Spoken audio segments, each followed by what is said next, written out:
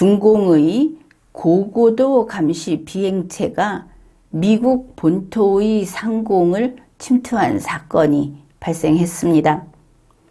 2023년 2월 3일 금요일 전 세계가 주목한 뉴스가 바로 이것입니다.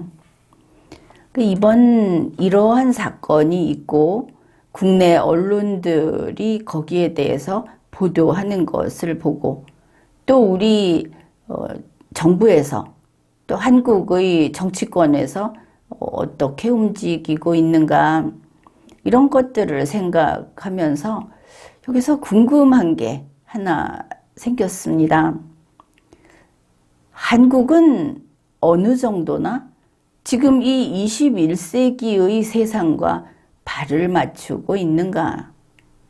우리 한국은 세계와 같이 앞으로 나아가고 있는가? 그런 이야기를 해봅시다.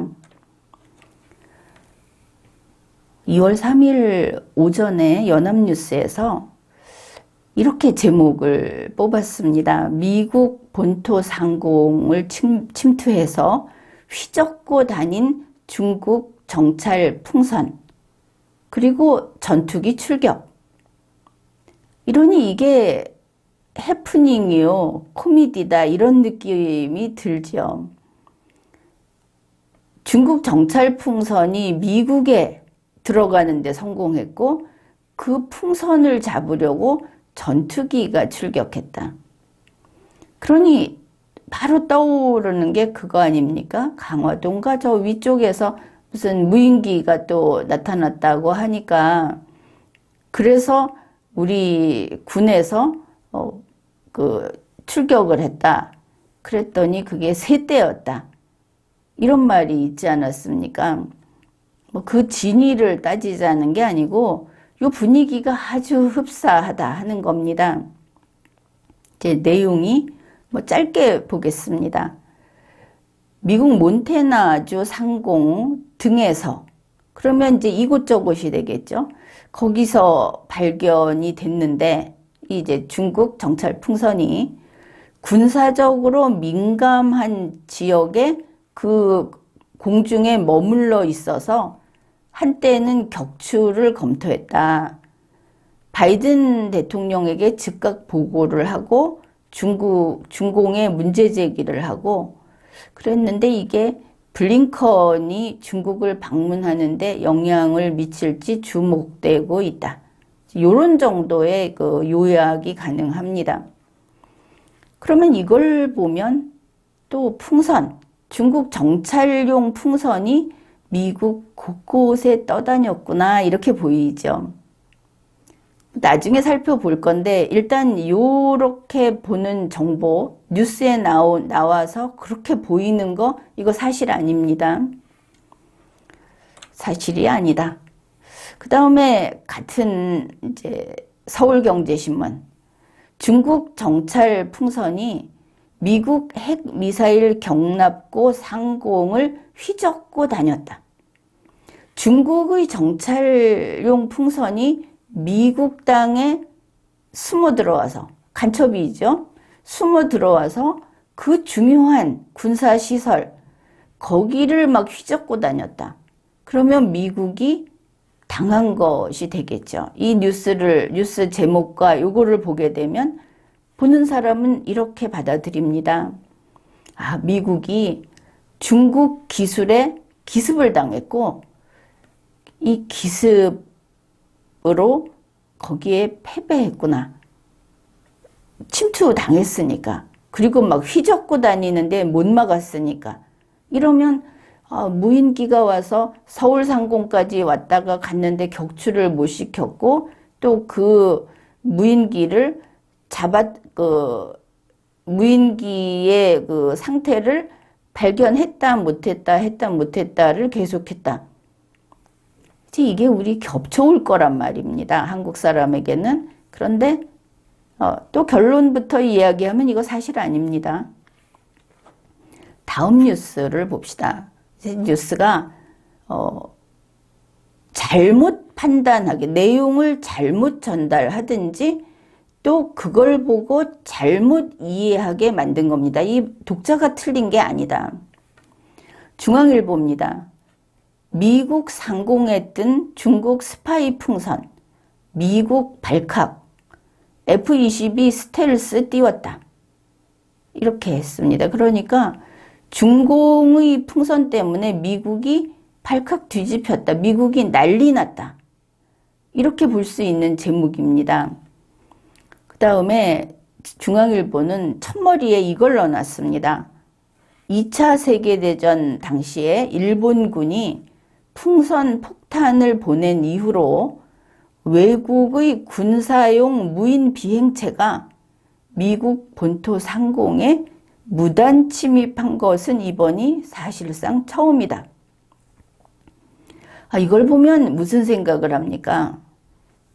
일본과 미국은 서로 전쟁 상대, 적국이고 적군이구나. 옛날 일이지만 현재는 그렇지 않습니다. 그러나 굳이 이거를 내놨을 때 풍선 폭탄이면 저 중공에서 날린 그 풍선이 폭탄인가? 이 연관을 시키겠죠. 쓸데없는 얘기는 하지 않을 테니까. 그래서 여기까지 보면 마치 미국에게 과거 일본에게 진주만 기습을 당한 것처럼 중공에게 이번에 기습을 당한 거, 그런 패턴으로 보도를 했습니다.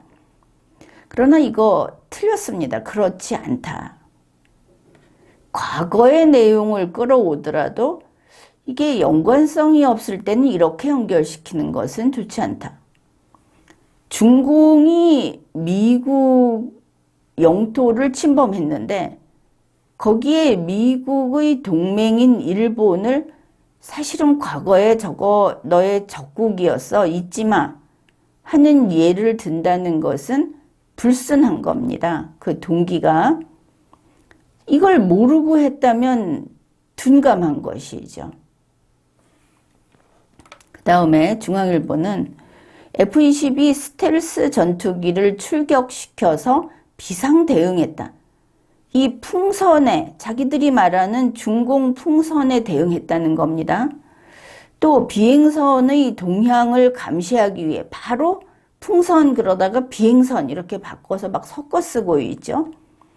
비행선의 동향을 감시하기 위해서 아왁스 공중조기경보 통제기도 띄웠다. 그리고 이어서 이렇게 썼습니다. 이것 때문에 빌링스 공항에서는 한때 모든 항공기 운항이 중단되고 지상에서 대기하는 소동이 일어났다.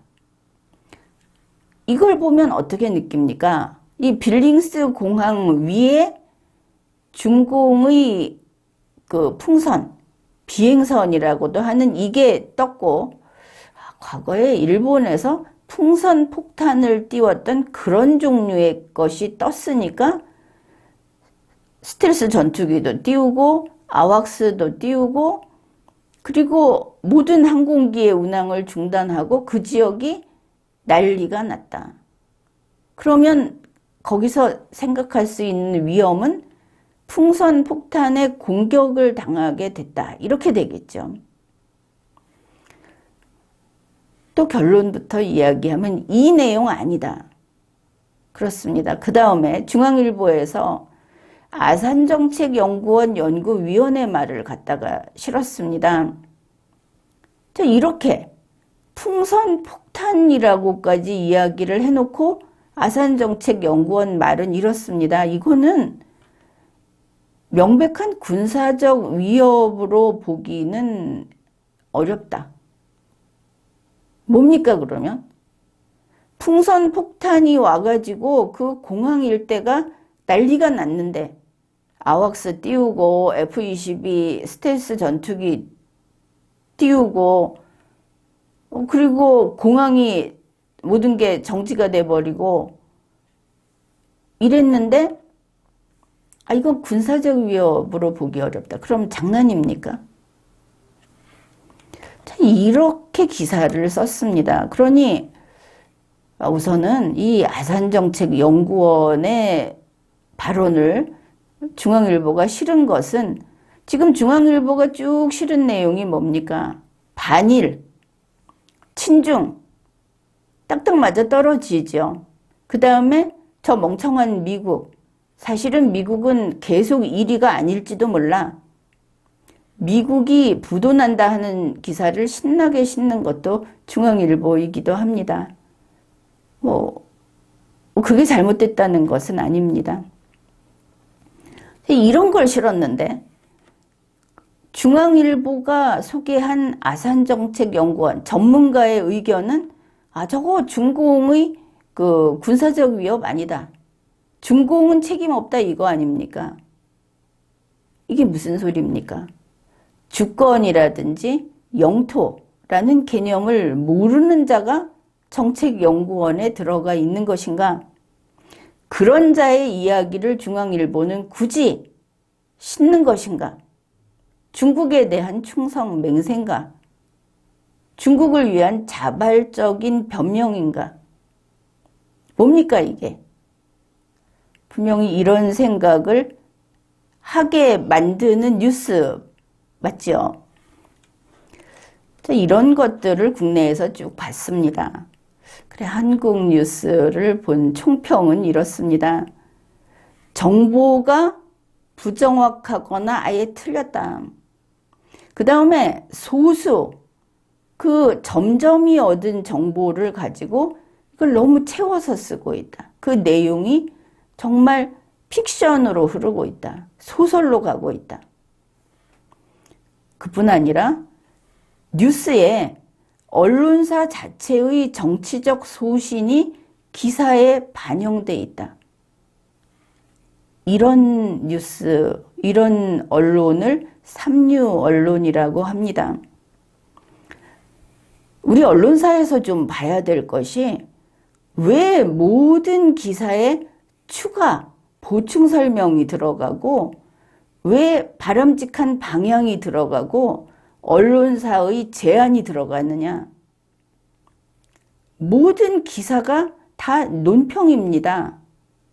이건 기사가 아닌 것이죠. 이 좋은 예는 한번 보십시오. 무슨 특집 기사 이런 게 아니고 정상적인 정말 99%의 기사, 일본 신문도 그렇고 미국도 그렇고 영국도 그렇고 한번 쫙 찾아보십시오. 전부 육하원칙에 기초해서 무슨 일이 있었는지까지만 계속 기사를 내보냅니다. 반페이지. 이게 기사의 기본입니다. 그런데 우리나라의 기사는 모든 기사가 다 그 개별 첨삭이 붙어 있는, 그러니까 보충 설명이 붙어 있는 기사. 이거는 그 독자를 무시하는 것이죠. 어째서 논설위원도 아닌 일반 기자들에게 계속 논평을 봐야 하는 거냐. 그들의 논평을. 기사가 양이 많아지다 보니까 살을 붙이다 보니까 소설로 흐르고 있다. 기사는 사실을 보도해야 된다고 언론사들 스스로 이야기합니다. 사실을 이야기하기 위해서는 나와 있는 정보만 육하원칙에 따라서 확인을 해서 그것만 실으면 되는 겁니다. 거기에 언론사의 소신은, 언론사의 보충 설명은 싹싹 다 빼라. 군사를 확실하게 빼야 하는 겁니다. 이번 이 뉴스 도대체 뭘까? 이거를 알아보기 위해서 ABC 뉴스, AP통신, NHK 뉴스, 또 기타 VOA 뉴스 여러 가지를 찾아봤습니다. 그래서 종합을 해서 정리를 해 주겠습니다. 첫째, 이 물체는 풍선은 아니고 중공의 고고도 정찰 기구다. 하늘에 띄우는 물체인 것은 맞습니다. 두 번째, 미국은 중공의 기술에 기습당하지 않았다. 기습이라는 것은 자기들 영역을 침범당하는데 까맣게 모르고 있는 이런 것이 되겠죠. 그리고 패배하지 않았다. 방어에 실패하지 않았다. 이런 뜻입니다. 우선 목요일에 미국 몬태나 상공에서 이 기구가 처음 발견된 게 아니다 하는 겁니다. 뉴스는 처음 발견된 것처럼 보도들을 했죠. 미국 군 당국에서는 알류샨 열도 그 부근에서 이 고고도 정찰 기구가 공중으로 솟아오르는 것을 잡아냈습니다. 그리고 이게 캐나다를 거쳐서 미국 대륙 상공으로 이렇게 이동하는 것을 며칠에 걸쳐서 추적을 계속해 왔습니다. 북미 항공우주방위사령부 NORAD에서 이걸 계속해서 면밀히 추적하고 모니터링을 하고 있었습니다. 시간 표시까지 해가면서 위치 표시한 자료를 제시했습니다. 이 고고도 정찰 기구가 2023년 2월 2일 오전에 미국 핵미사일 경납고가 있는 몬태나주 상공에 이르면서 다른 조치를 강구하기 시작한 겁니다. 거기 오는 것까지 보고 있었다 하는 것이죠. 미국에서 밝힌 이 중공의 고고도 정찰 기구가 어떤 형태고 어떤 것인지 그 개략적인 내용은 다음과 같습니다. 크기는 버스 3대 정도를 합쳐놓은 크기, 상당히 크죠. 그 다음에 여기에는 이 물체에는 기술 장비 구조가 완비되어 있다. 중국에서 보낸 것이 확실하다. 또 이 물체가 정해놓은 목적지를 향하도록 특별히 설계되었다. 그러면 이게 무엇을 할 수 있는가? 고해상도의 사진을 촬영할 수 있고 미국의 미사일 기지가 있는 이 지역을 따라서 계속 비행하고 있는 것을 확인했다. 이런 내용들을 밝혔습니다. 현재 각 뉴스 화면에 나와 있는 그 흰색 둥근 그 풍선 모양을 한 물체, 이 사진이 나와 있습니다. 사진이 거의 동일한 것이죠. 그런데 한 가지 유의할 것은 미국 국방부에서 그 사진이 미국이 추적해온 정찰 기구라고 확인해 주지 않았습니다. 이 구분 분명히 해야 하는 것이죠.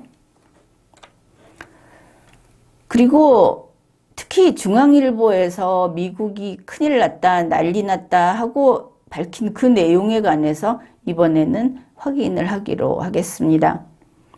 중공의 고고도 정찰기구가 갑자기 나타나서 그것 때문에 빌링스 공항에서 이런저런 조치를 하지 않았다 하는 겁니다. 이거를 잘 정확히 이해해야 합니다. 그러면 F-22 스텔스 전투기를 왜 띄웠느냐? 그거는 격추할 것인가 말 것인가 하면서 격추를 할 경우에 대비하기 위해서 띄운 것이지 그 정찰 기구가 나타났기 때문에 그것과 싸우기 위해서 스텔스 전투기를 띄운 게 아니다. 중앙일보의 보도가 틀린 것은 바로 이런 부분입니다. 그리고 모든 항공기의 운항이 중단되고 소동이 일어나고 미국이 중공의 기술에 기습을 당하고 패배하고 화들짝 놀라서 엉망이 됐다는 그런 그 정보를 주는 뉴스는 틀렸습니다. 왜냐? 미국에서는 격추 결정을 아예 안 했습니다. 격추 결정을 할 경우를 대비해서 띄운 것이고, 그리고 운항을 중단한 것은 NHK에 따르면 항공기 3편이라고 합니다. 그 다음에 중앙일보에서 보도한 아산정책연구원이 이게 명백한 군사적 위협이 아니다. 중공이 책임질 사안이 아니다. 이렇게 말을 한 거, 그 부분 틀렸습니다. 이러한 보도, 이러한 중앙일보의 그 의사가 담긴 뉴스, 이거는 미국과 완전히 반대되는 입장인 게 확인이 되고 있고, 결국 이거는 중공을 위한 입장이라고 우리가 이해할 수 있는 부분입니다. 미국과 완전히 반대된다. 그거는 이제 두 가지로 봅시다. 하나는 바로 이것 때문에 토니 블링컨 국무장관이 중국 방문 일정을 어떻게 할 것인지 거기에 영향을 받을 것이라고 보고 있습니다. 왜냐? 그 원인을 이렇게 밝힙니다. 중공의 고고도 정찰 기구가 미국 본토 상공에 침투했다. 미국을 침공했다는 뜻입니다. 미국 영역을 침범했다. 그런데 이게 어째서 명백한 군사적 위협이 아니라고 하는가? 아산정책연구원과 중앙일보는. 이게 하나고, 두 번째, 이번 사건으로 미국의 여야, 민주당, 공화당 할 거 없이 미국의 상하원 의원들이 분노해서 성명을 발표했습니다. 이 성명에서 미국의 의원들은 미국 주권을 침해했다. 이렇게 밝히면서 분노했습니다. 국가가 대외적 최고 고권인 주권을 침해당했다. 중공은 죽은 것이죠, 이러면. 그 정도로 큰 일을 저질렀는데 뭐 때문에 아산정책연구원 중앙일보는 중국 책임 없다고 이렇게 나서서 이런 짓을 하는가? 우리도 이해할 수 없는 것입니다. 미국 의원들이 거기서 이런 말을 했습니다.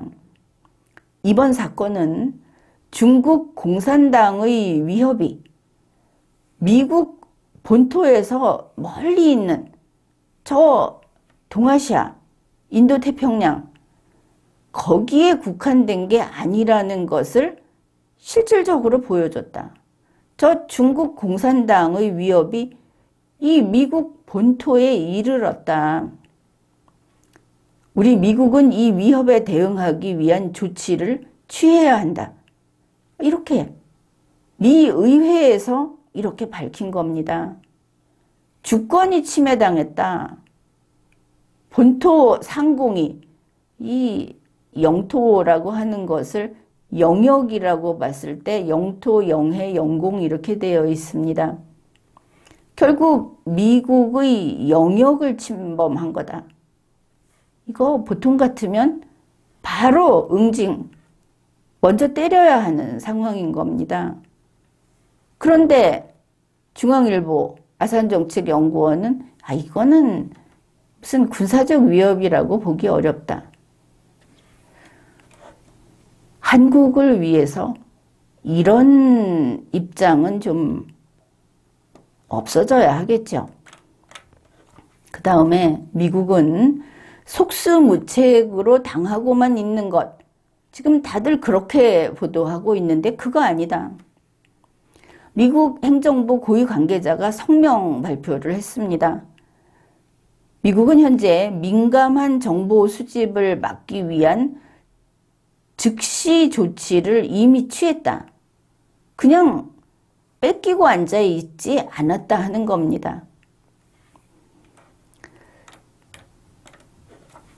국내 뉴스를 보면서 30여 년 대한민국이 민주화 세력이라고 해서 반미 그리고 대한민국 건국을 부정하고 연방제 통일이라고 해서 이 나라를 북측에 바치면서라도 저 핵탄두를 가진 자의 자비를 구하는 이런 세월을 지내온 그 결과 이런 뉴스가 나오고 이게 국민들에게 정보라고 들어가고 하는 이런 상황이 된 게 아닌가 그런 생각을 합니다. 여기에서 우리 한국은 미국을 중심으로 한 이 자유세계 연합군 여기에 우리 한국이 서 있는가? 아니면 중국 측 저들에게 붙어서 미국의 적국이 되기로 했는가? 이거 입장을 분명히 해야 하는 겁니다. 현재 중국이 어떤가? 2023년 1월 30일에 중공군은 마하10 대함 극초음속 미사일 역량을 갖췄다 하는 것을 이제 최초로 공개를 했습니다. 그게 이글 스트라이크 21이라고 하는 것인데 그거를 공개하면서 중공군이 밝힌 게 이겁니다. 이 미사일의 종말 속도는 음속의 10배다. 어떤 미사일 방어 체계로도 요격할 수 없다. 이렇게 밝혔습니다. 다시 말해서 중공은 군사적으로 이제 아주 위험한 적이다. 군사적으로. 이들이 이걸 가지고 누구를 치려고 하는가? 분명한 거 아닙니까? 상황이 이렇다는 겁니다. 그래서 가까운 시일 내에 이 중공이 전쟁을 일으킬 거다. 이미 러시아가 전쟁을 일으켜서 계속하고 있다. 더 문제가 되는 거는 여기에 북한도 있고 이란도 있고 하면서 작던 크던 핵무기를 이들이 사용하려고 하고 있다. 이게 지금의 안보 상황입니다. 중공이 어떤 존재인가? 지금 우리나라에서는 중공의 반도체를 쓰지 말자, 중공의 그 지하자원 이런 거를 쓰지 말자. 중공하고 뭔가를 쓰면 자유세계가 안 사겠다. 지금 이런 이야기가 있지 않습니까? 그거를 원료로 쓰면 보조금을 주지 않겠다. 그게 다 이유가 있는 겁니다. 말로 안보가 아니고 실제로 안보하고 직결되어 있기 때문에 그런 것입니다. 중국이 세계 패권을 차지하겠다. 그러면서 다른 나라에 대해서 지금 어떤 정도로 한마디로 스파이 짓을 하고 있다는 것을 확실히 알고 있어야 하는 겁니다. 이번에 중공이 고고도 정찰기구를 띄워서 이렇게 미국 본토, 미국 영공에 침투하는 사건을 저질렀습니다. 스파이 짓을 하려고 한 게 분명하지 않습니까? 그게 폭탄이 아니라면? 뭐 그 속에 나쁜 병균을 심었을 수도 있고. 그런데 이러한 중국의 스파이 사업은 끊임없이 전 세계 곳곳에서 진행이 되고 있다. 우리가 기억하는 게 해외 중국 경찰서 설립. 우리나라에서 무슨 흐지부지 하면서 뭐 엉뚱한 사람이었다, 아니었다 이러는데 그거 그렇게 그냥 덮고 갈 문제가 아닙니다. 어떻게 주권 국가에 중공이 들어와서 경찰서를 설립을 하느냐? 주권 침해입니다. 이거는 제대로 잡아내야 하는 것입니다. 대한민국의 공자학원 어떻게 창피하게 어떻게 국민에게 이렇게 배신적으로 서울대학교가 공자학원을 가지고 있을 수 있느냐? 대한민국에는 공자학원이 절대로 발을 들여서는 안 되는 겁니다. 지금 있는 거 다 찾아서 내쫓아야 하는 것입니다. 그 다음에 중국 자본, 중국 정부와 연결돼 있으면 홍콩 자본도 다를 게 없습니다. 기업에 투자한다고 하면서 잠입하고 있는 거, 그거 다 스파이 짓을 하는 겁니다. 이거 전부 찾아내야 하는 것입니다. 투자니까 환영한다. 그게 아니다 하는 뉴스가 최근에 나왔습니다. AP통신이 2023년 2월 2일에 보도한 내용입니다. 중공이 미국에 투자하겠다 이러면서 노스다코다의 그 그랜드 포크스 공군기지, 거기에서 겨우 19km 떨어진 곳에 옥수수 재분 공장을 건설하겠다고 한 겁니다. 지자체, 지금 같으면은 이제 그 지역에서 이 투자니까, 투자 유치니까 하고 반갑게 받아들였는데, 이 그랜드 폭스 공군기지가 미국 항공 그리고 우주작전의 중심지입니다. 그래서 미국 공군에서 거기 중국 그 공장이 들어서는 거 안 된다. 이거 국가안보에 중대한 위협이다. 이래가지고 반대를 해서 이 투자 사업이 중지가 됐습니다. 중국은 모든 사업에 공산당이 붙어 있고 정부가 붙어 있는 그런 곳 아닙니까? 그래서 이들이 돈을 가지고 나와서 하는 게 결국은 스파이 짓을 한다. 북한에서 나온 사람들이 스파이 짓을 하면서 무기 거래를 하면서 그들이 번 돈으로 핵 개발에 쓴다. 이거하고 똑같이 설명이 필요 없다 하는 겁니다. 그래서 미국에서 이제 중국과의 무역이라고 하는 게 경제 따로, 그러니까 무역은 따로고 안보는 따로다, 이렇게 했던 게 이제 합쳐지고 있다고만 이해를 했을 텐데, 중공에 대해서는 그게 아니다. 이제는 그냥 따로 살 수밖에 없다. 저들이 무조건 그런 짓을 하니까.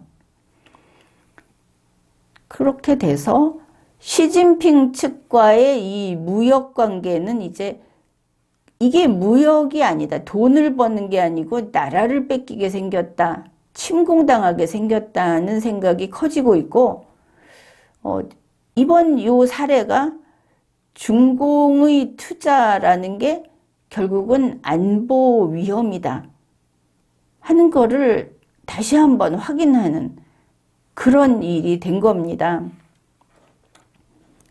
현재 미국에서는 중국의 이러한 아주 물불을 가리지 않는 스파이 활동, 세계를 지배하고 이 자유세계를 와해시키려는 그런 활동 때문에 극도로 이걸 경계하고 있고, 그래서 미 군당국에서는 중국 틱톡을 군사장치에서는 다 금지시켰습니다. 미국 주정부의 거의 절반이 국유 이런 설비, 장치에서 비디오 공유 플랫폼, 이거 금지시켰습니다. 그런데 우리 한국에서 디지털 플랫폼 정보를 하겠다고 하면서 여기에 중국은 정말 눈길도 냄새도 맡지 못하게 철저히 이 보안을 유지했는가? 혹시 캐나다에 가 있는 사람이 중국에 있는 끈앞풀은 아닌가? 이런 걸 걸러내지 못한다면 디지털 플랫폼 정부는 결국은 중공에 한국 정부를 갖다 바치는 그런 반국가 행위가 돼버린다. 이거를 생각해야 하는 겁니다. 이번 사건 이후 미국에서는 이 농업 관련된 이 농업 프로젝트에서 중국이 뭔가를 하겠다. 그러니까 또 북한을 도울 때 그 인도적인 지원하면서 그게 연결이 되지 않습니까? 뭐 숲을 가꾼다, 식량을 어떻게 그 농사를 짓고 뭐 새마을 운동을 하고 뭐 이렇게 한다고 하는 이런 것들이 거기에 중국이 아주 밀접하게 연결이 돼 있기 때문에 결국 이거는 중공 스파이에게 우리나라의 문을 여는 그런 지름길을 또 뚫어주는 게 된다. 이런 걸 이해해야 하고 미국에서는 여기에 대비해서 이제는 이게 1차 산업이건 뭐건 안 된다. 중국의 투자는 받지 말자. 미국 회사가 알아서 하자. 이러고 있습니다. 지금 상황이 이렇다. 그러니 경제도 안 보고 기술도 안 보다 하는 것은 우리나라에서 지금 인식하고 있는 그 정도가 아니고 일단 중공을 완전히 끊어버리고 모든 것을 우리 스스로 중공 이외의 자유세계에서 다 공급망이라든지 이런 것도 확보를 하고 하기 전에는 위태롭다. 그거를 인식해야 하는 겁니다. 2023년 2월 3일 이런 상황에서 윤석열 대통령이 한 4월쯤에 미국을 방문할 거다 하는 뉴스가 나왔습니다. 현재 미국은 핵태세 대비, 핵전쟁, 또 중공이 대만을 침공하는 시기가 앞당겨질 것이다. 김정은이가 핵탄두를 가지고 저렇게 거기에 힘을 쓰면서 기회적 침공, 이 한국을 침공해서 적화하려는 시도를 할 것이다 하는 이런 우려가 나오는 이런 상황에서 이번 뉴스의 주제는 윤석열 대통령의 미국 국빈 방문이었습니다. 아무튼 한국 대통령이 미국의 국빈으로 초청을 받은 것은 이명박 대통령으로 끝이었습니다. 그러면 그 이후로 국빈 초청을 못 받았다. 윤석열 대통령은 왜 이렇게 됐는지를 잘 생각해 봐야 할 겁니다. 그 사람을 좋아하든 싫어하든 상관없이 이명박 대통령 이후에 한국 정부는, 한국 대통령은, 한국의 정치권은 친중 반미였다. 연방제 통일을 추구하고 있었다. 그것이 사실이 아닙니까? 그거 안 된다. 이걸 알아야 하는 겁니다. 그래서 윤석열 대통령이 중국 국빈 방문 이야기를 했을 때 한국의 운이 기우는 것을 걱정했던 것입니다. 그러면 지금 윤석열 대통령은 무엇을 해야 하는가? 그게 한국 대통령이 한국의 기회를 늘리는 그런 걸음이고 그런 길을, 그런 방향이다 하는 그런 것들을 한번 살펴보면 이렇게 됩니다. 첫째, 윤석열 대통령은 자유세계 미국 연합군과 같이 거기 들어가서 연합군으로서 싸워야 하는 겁니다.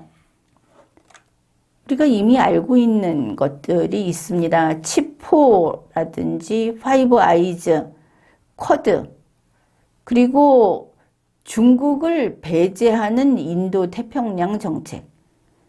지금 윤석열 정부에서 발표한 신인도 태평양 정책을 한시바삐 폐기해야 합니다. 거기서 중국을 끌어안고 우리가 중국을 지키겠다고 한 것은 큰 오판이었다. 잘못된 방향 설정이었다. 이걸 알고 지금 이야기한 이런 자유세계 미국과의 동맹군으로서 지금 힘을 모으는 여기에 적극 참가해야 하는 겁니다. 대만을 지키겠다 라든지 중국과 북한이 세계 평화를 위협한다고 성토한다든지 하는데 적극성을 띄어야 하는 겁니다.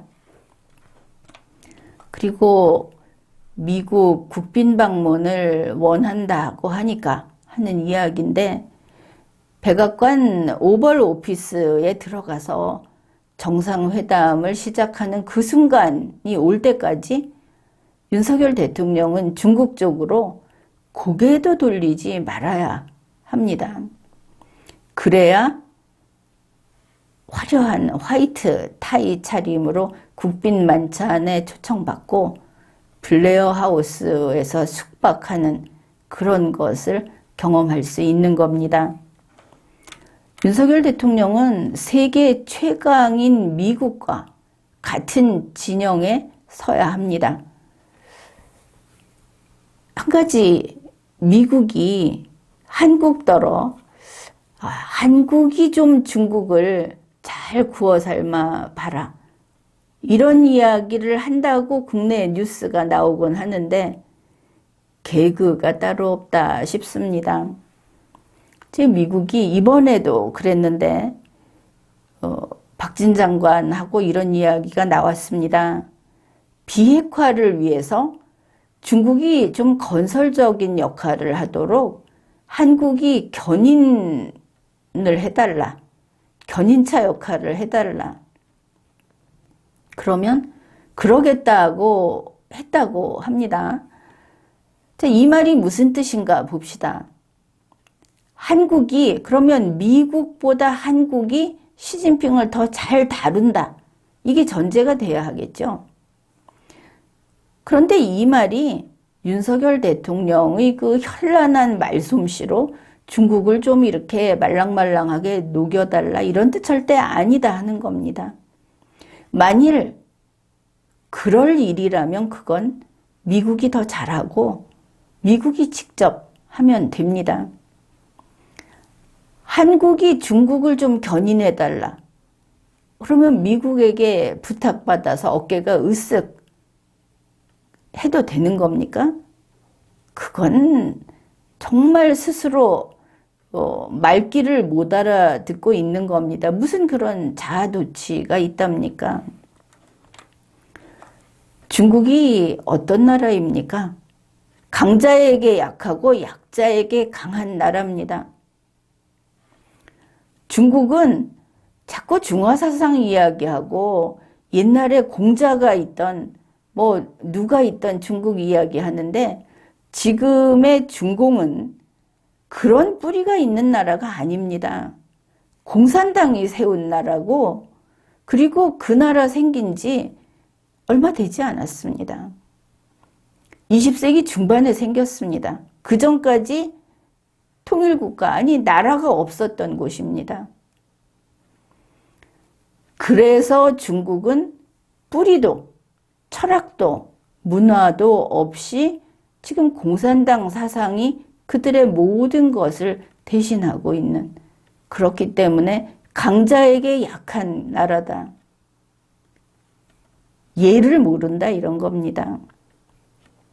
그러면 강자에게 약한 나라를 어떻게 다루어야 합니까? 강자로서 다뤄야 하겠죠. 미국이 중국을 때릴 때 한국도 미국과 같은 입장에서 중국을 때려야 하는 겁니다. 미국이 말하는 중국을 좀 견인해달라는 이야기는 바로 이거다. 한국 보고 중국을 견인해달라, 미국이 나는 못하니까 나를 좀 도와달라, 이렇게 말을 하는데, 미국이 우리 한국과 중국이 아주 사이좋게 지내는 것을 좋아하는구나, 미국 부탁을 받았으니까 중국하고 사이좋게 지내야겠구나. 문재인 보궐 대통령이 이런 짓을 했습니다. 그런데 윤석열 대통령은 이런 거 하지 마십시오. 중국이 뭐냐? 이거 분명히 알아두면 되는 겁니다. 중국은 잠재적 적국입니다. 현재적 적성국입니다. 중국은 6.25 때 우리를 침공한 적이었습니다. 중국군 유해를 파내서 돌려주는 짓은 하지 말라. 북한하고 유엔군의 그 유해를 교환하는 것은 주고받는 것이니까 하라고 하지만 우리가 중국군한테 유해를 그렇게 극진히 예를 갖춰서 보내주면 그들은 우리에게 어떤 유해를 보내줍니까? 독립운동을 한 사람들은 6.25 때 싸운 사람들이 아닙니다. 그래서 이러한 잠재적 적국, 현재적 적성국은 중공, 러시아, 북한 그 위치가 너무나 분명합니다. 혼동하는 게 오히려 어려울 정도이기 때문에 윤석열 대통령은 이것을 제대로 알고 잘해서 그래서 오벌 오피스 방문을 하기를 바라겠습니다. 지금까지 리걸마인드 연구소였습니다.